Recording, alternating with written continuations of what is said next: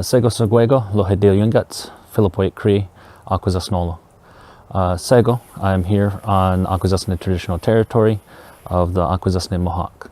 And this is connecting to the waterways of the traditional Haudenosaunee, Abenakis, and Algonquin Huron Wyandot peoples. And we are on the territory of Akwesasne.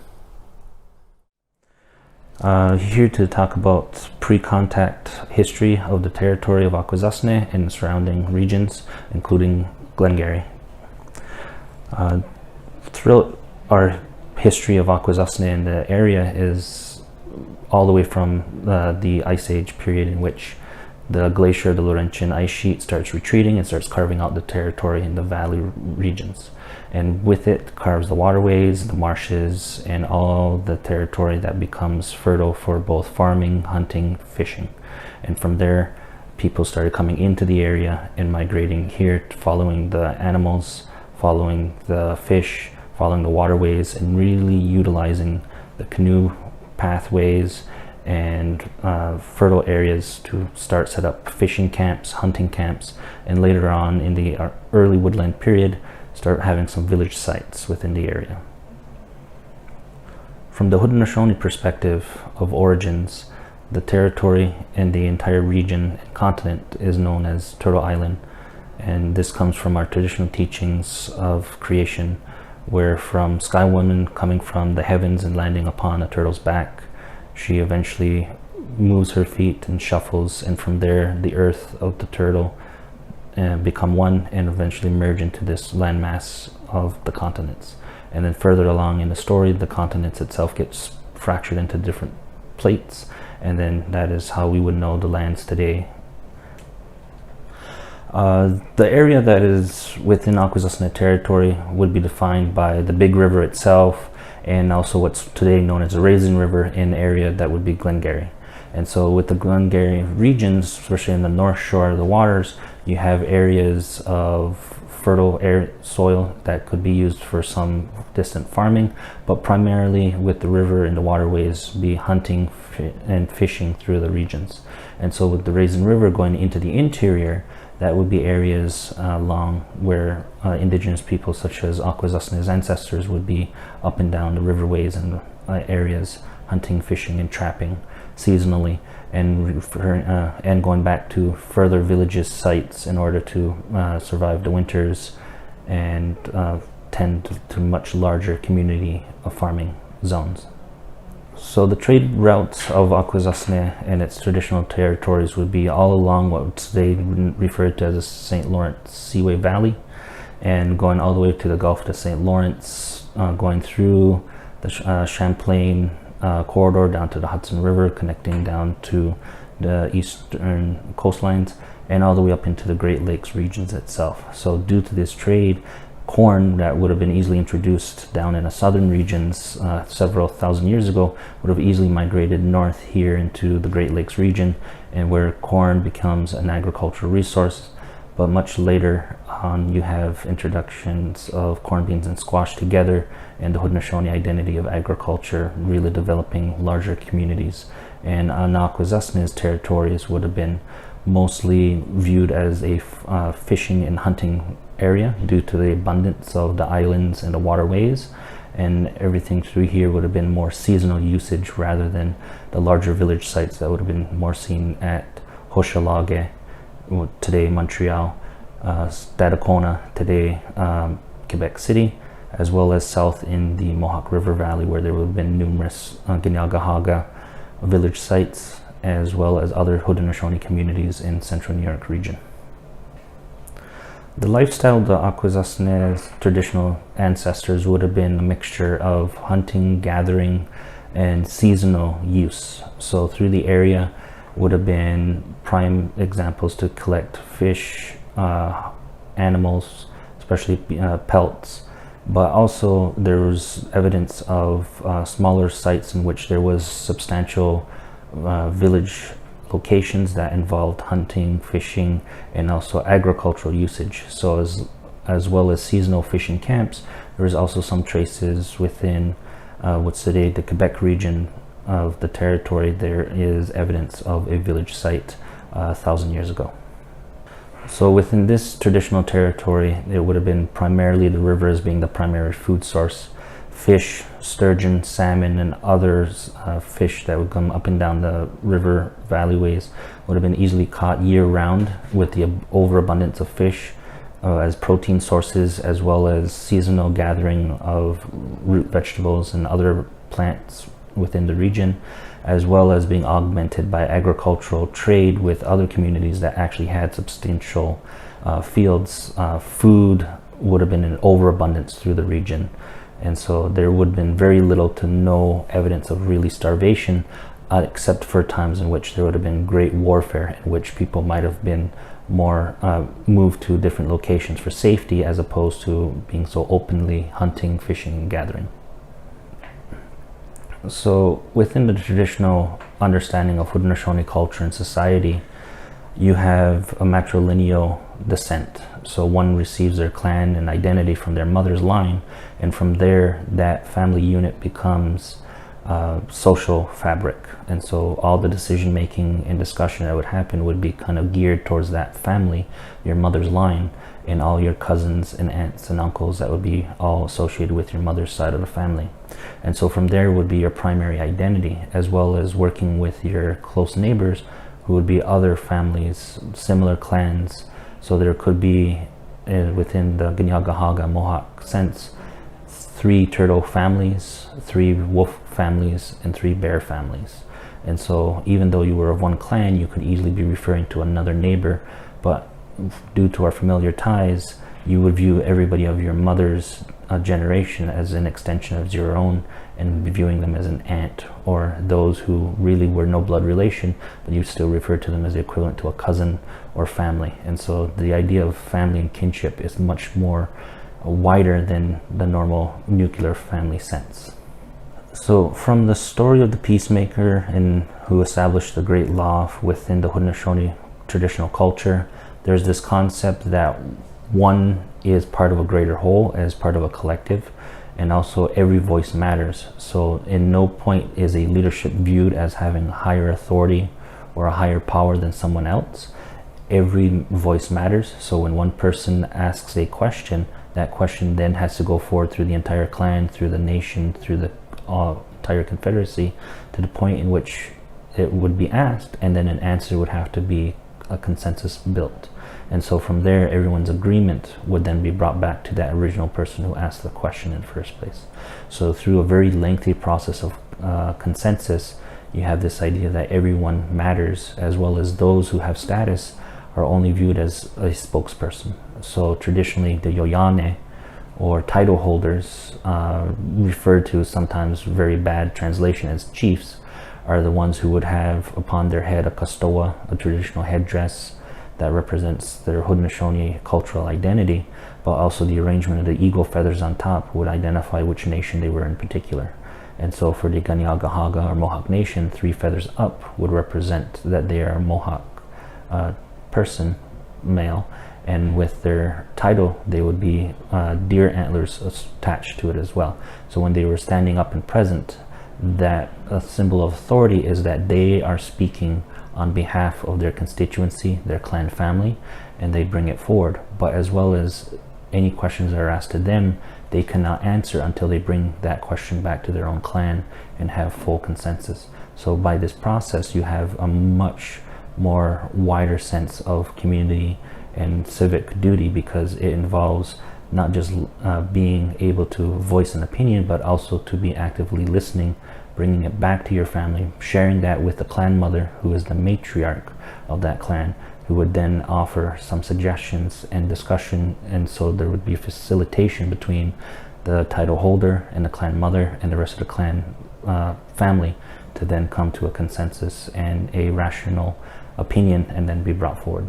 So status symbols are not as blatant as something as an a European sense, where you have a mayor wearing a sash or some other symbol of authority. This would be seen as this individual is a speaker, and not necessarily one that has authority to tell people what to do, but is only there to listen and ensure that facilitation of everybody together. So from the Haudenosaunee cultural traditions after the Great Law, it established that between the 5 different people who were at warring with each other traditionally, they are today known as the Mohawk, the Oneida, the Onondaga, the Cayuga, and Seneca. Each one had their own system of language and group cohesion, and they would at one time fight among each other as to who had predominance over certain resources and lands and territory.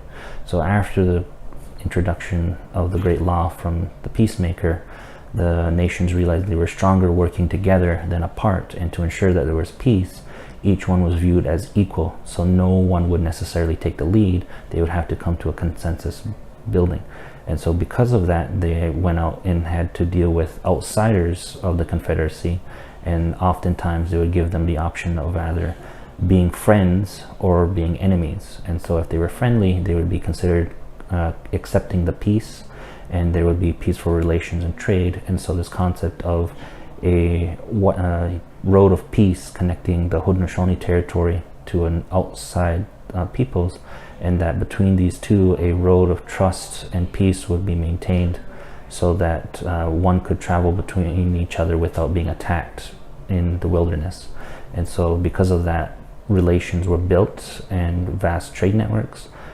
But then later on, when competition over resources brought up, the 5 nations together would join together and would then attack those who started overstepping their bounds or being aggression. So of course there was a way to maintain order, and through the Haudenosaunee idea of confederacy, they maintained each other's as well as outside diplomacy with other nations, always providing an opportunity to have peaceful trade and peaceful understanding between each other's peoples and their regions. And sometimes it would not be as peaceful, and in which case war would be called, and the different factions would join together and attack and claim territories as they would be. So for the Haudenosaunee idea of tradition and identity, it stems from different canons or major stories. The major ones are the creation story, which ideas of how the environment and the land was created and how people and things should be interacting with each other, with this idea of acknowledgement and respect. And the next canon is a clan story, and so that's how the people who were scattered and did not have an identity were brought into the fold of having clan families, and these clans would be based off of animals seen along the river.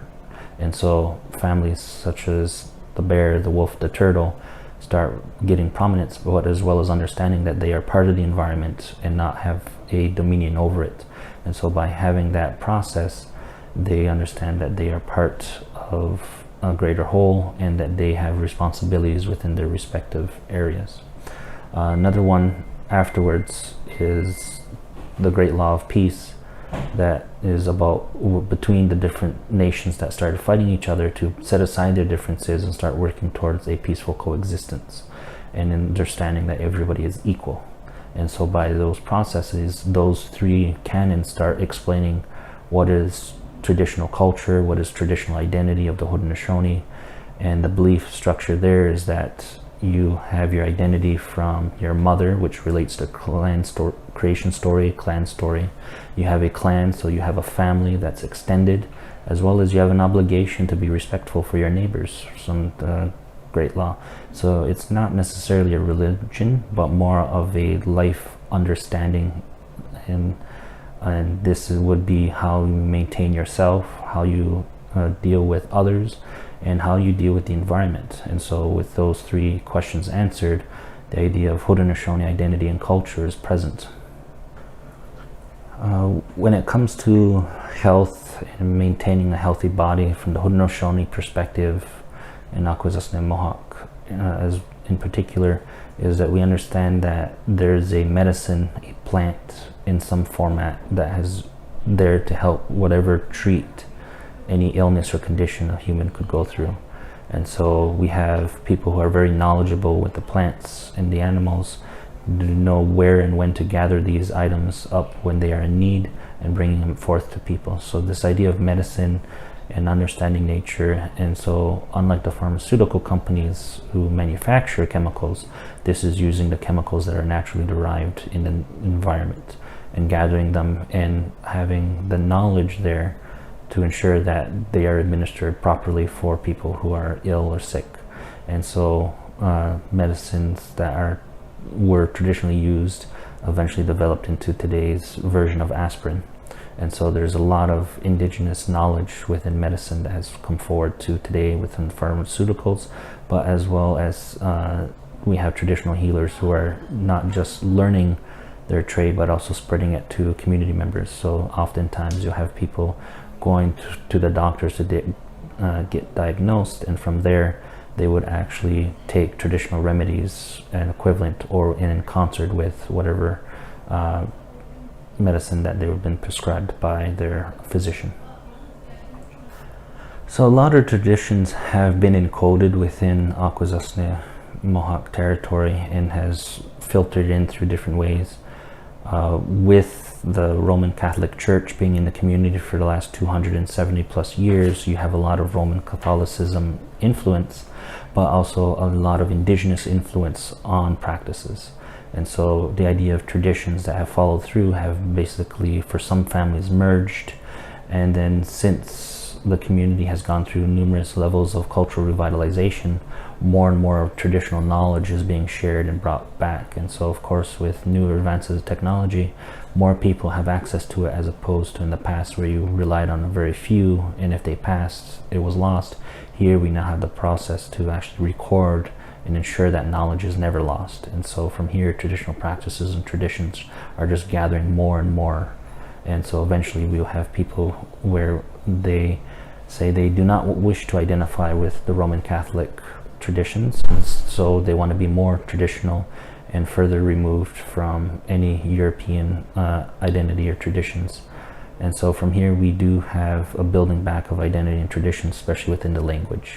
So the language being used further and further, and now where we had few generations that had lost their traditional speaking of Kanieńkehá are now learning to speak it now to their families and to their children, and they're the ones who are benefiting from being surrounded by the language, being surrounded by the traditions and the culture.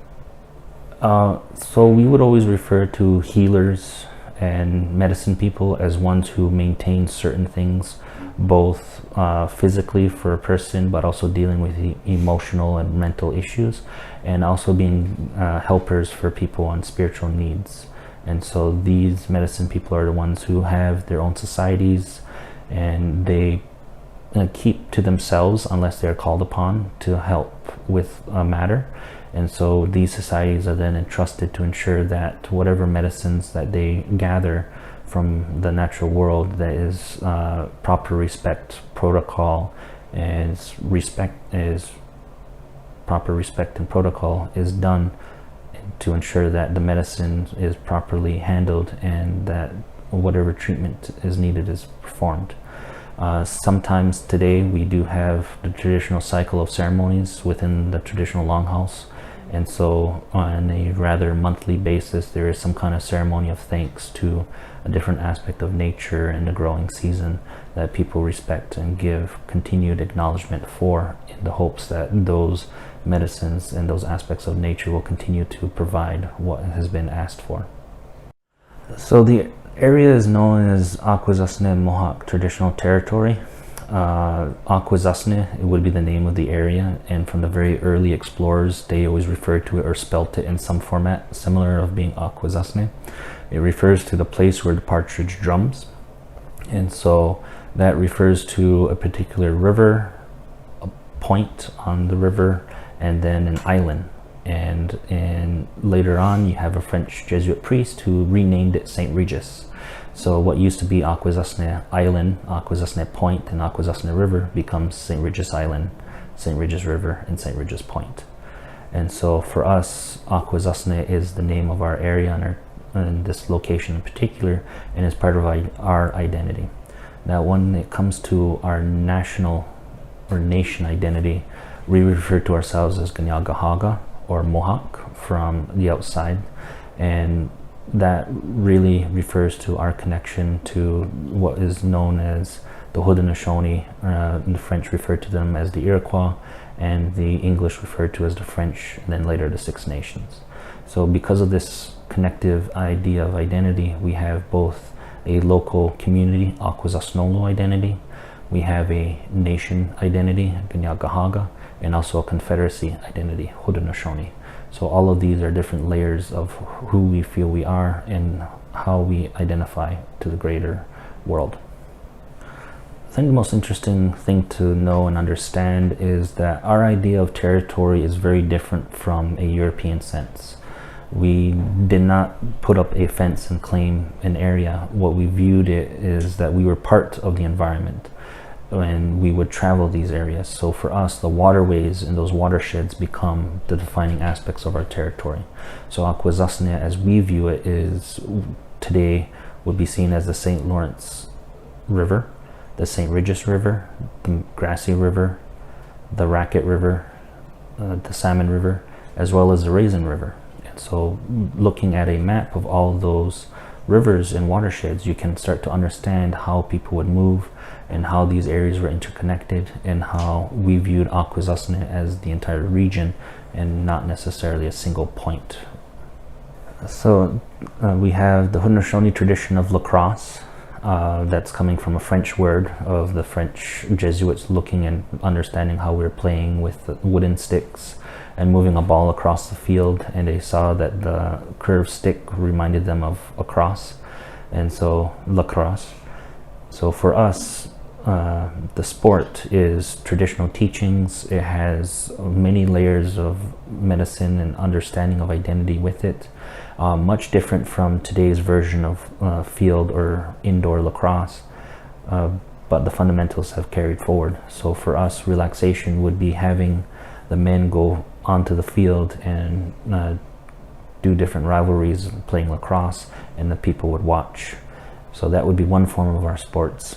And then later on within Akwesasne, we become the #1 constructor of lacrosse sticks of the world. And so at one time, 90% of the world's lacrosse sticks were being manufactured right here in Akwesasne.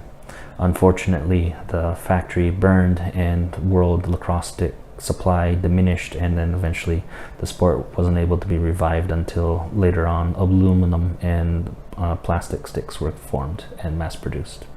But we are very much happy to have lacrosse, and the Iroquois Nationals are an example of our lacrosse teams and men going out in the World Games, and also the women's team that are growing in popularity as well. So every family within Akwesasne has been touched by residential schools in one generation or another, and Akwesasne community members were sent away. Many were taken by authorities because the law said so, and so students would be taken at a very young age and taken to residential schools across Canada and also the US. And at these schools they would grow up, and there they faced many troubling issues that hurt them physically, emotionally, mentally, and spiritually. And when they returned, they brought that trauma back to the community. And so we do have elements of intergenerational trauma, and so for many families they try to grow and heal from these while there are still aspects of that trauma still lingering. So with anything, we are a community that is resilient, and with that, people and families continue to grow and get better with these concepts of dealing with traumas that have been experienced within the residential school systems. Niawak, thank you for being here today. My name is Phillip White-Cree, and I am a Akwesasne community member, born and raised here in Akwesasne, and has gone to school both in Canada and the US. I've worked within land claims, Indigenous rights, as well as within my home community, and currently working as a instructor of history within Clarkson University, as well as a coordinator of Indigenous and community outreach.